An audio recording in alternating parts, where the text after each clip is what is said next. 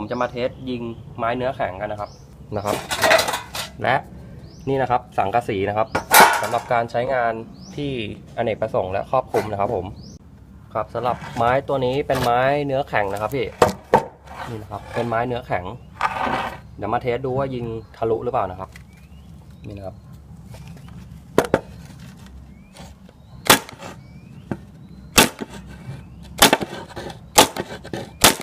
นี่นะครับหัวจมนะครับหัวจมแบบนี้นะครับนี่นะครับตัวท็อปทะลุหรือเปล่านี่นะครับทะลุมาอีกฝั่งนะครับ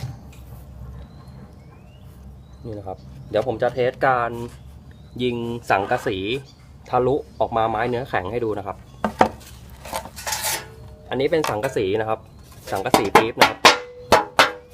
เดี๋ยวผมจะเทสยิงทะลุเข้ามานะครับ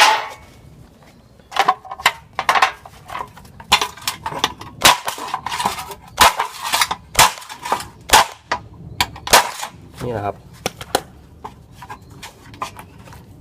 ทะลุมาอีกฝั่งนะครับ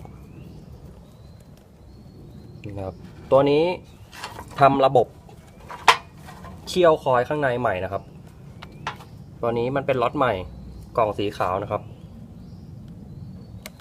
โอเคครับแถมลูกแม็ก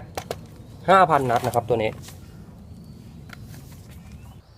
ครับผมสำหรับปืนรุ่นนี้นะครับเป็นระบบไฟฟ้านะครับเสียบไฟแล้วใช้ได้เลยนะครับตัวนี้เป็นระบบคอยทองแดงนะครับอยู่ข้างใน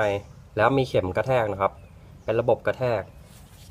ลูกค้าวิธีใช้งานนะครับจะไม่เหมือนปั๊มลมนะครับเพื่อที่จะใช้งานได้มีประสิทธิภาพเราต้องกดการยิงเราต้องกดหน้าลงไปนะครับเพื่อให้คอยทำงานได้ดีนะครับเราใช้งานถ้าเราอยู่ห่างจากตัวชิ้นงานมากนะครับปืนตัวนี้มันก็แรงมากเหมือนกันนะครับเดี๋ยวเราจะมาดูว่าถ้าเราอยู่ห่างจากตัวชิ้นงานมากมันจะเป็นยังไงนะครับนี่นะครับ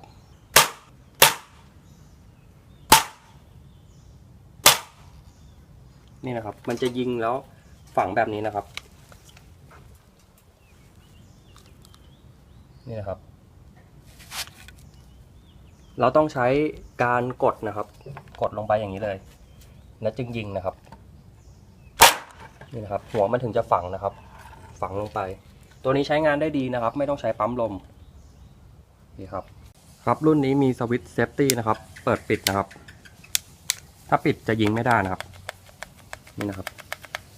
แล้วถ้าเปิดเราจะยิงได้นะครับ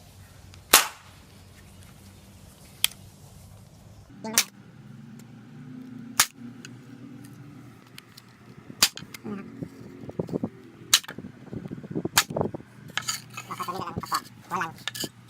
ล้วก็ทำชิ้นงานประกอบหัวลังอยู่นะครับมาเทสดูว่ามันใช้ได้จริงหรือเปล่านะครับไม่ต้องใช้ปั๊มลมนะครับใช้ไฟฟ้าอย่างเดียวเสียบปลั๊กแล้วใช้ได้เลยนี่ครับดูแผงนะครับนิดเดียวนะครับ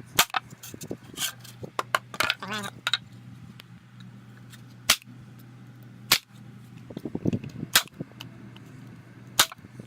เราก็ไม่มั่นใจก็ยิงซ้อนกลับไปอีกนะครับก็ยิงได้หลายทีนะครับเพราะว่าแผงเล็กนะครับนี่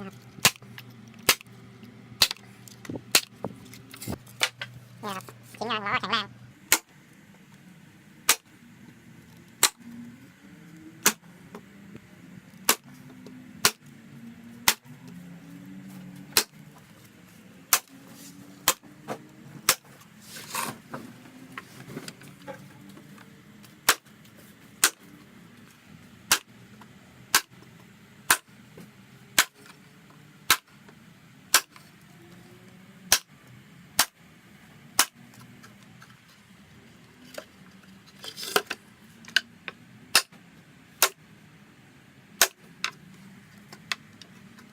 นะครับครับนี่ก็เป็นตัวอย่างการใช้งานชิ้นงานจริงๆครับครับเป็นรังสำหรับใส่สินค้าแข็งแรงทนทานครับ